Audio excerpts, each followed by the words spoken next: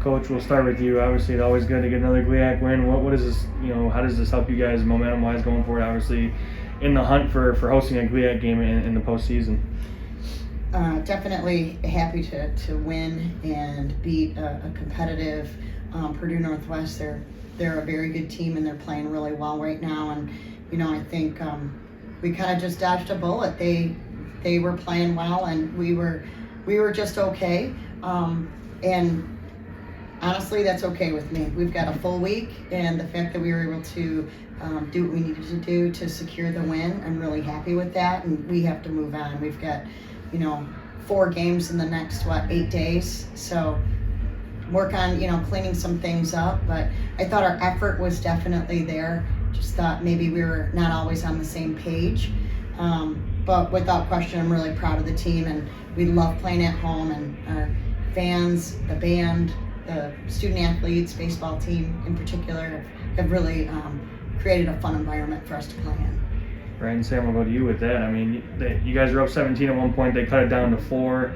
How much, does having a loud stadium like that help you guys just get back to where you guys got? No, that totally makes a difference. I mean, sometimes when you're in the game and a team makes a run, it's easy to get down. And when you have your home crowd cheering you on, that really helps bring the energy back and kind of refocus you for sure. Right, and we'll stay with you. You and Grace look pretty comfortable out there in the paint. You even knocked down a 3 earlier in the game. So, I mean, what were you seeing from their defense that allowed you to have such a great game? Yeah, no, I think it's just Grace and I work really well together. We're able to make some really solid reads off each other, and we just really communicate. And so sharing the ball and kind of knowing what moves she's going to make versus what moves I'm going to make, when to cut, those types of things really help us kind of help each other, and then kind of keeps the defense on their toes. Right, and Coach, they cut it to 4, and obviously you've always talked about having a senior team. How much did that play into, you really didn't use that many timeouts. You called them in situations, but you really don't have to call timeouts when you have so many seniors on the floor. That's always, I get asked that a lot about the timeouts because I'm not a big fan of, I kind of like to keep them at the end if I need them. And obviously it's a double-edged sword, right? You don't want to get yourself in a bad situation by not using it. But I do really have, a lot of confidence in this group. They know what to do. They know what we expect, and they know what needs to happen. And I think, these last few wins, our senior leadership has really shown.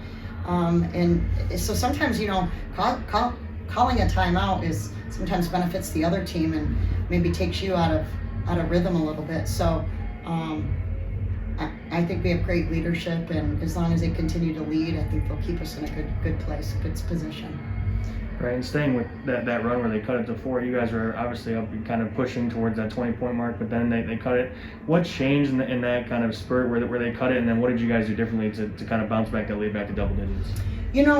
I just thought that we weren't taking care of the basketball, and I think we just, some simple things that we just miscued between one another, and next thing you know, they're kind of running it up our back, or we're off balance defensively and scrambling to get back.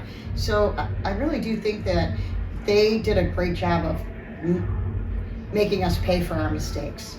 And when we came down, we had kind of poor offense, I guess you would say. It led into our poor defense as well. So I think anybody in the league is just so everyone's so competitive, and you can't just sleep on anybody. And I knew that they would make a run, but I also felt confident with who we had on the floor too to close it out. Right, and Sam, for you, obviously going up against Mercedes Simmons, 2 really good shot blockers, and I think you guys combined for almost 10 blocks. What's it like kind of getting into a matchup with somebody that has a similar skill set to you, and how are you able to take advantage of her in the paint?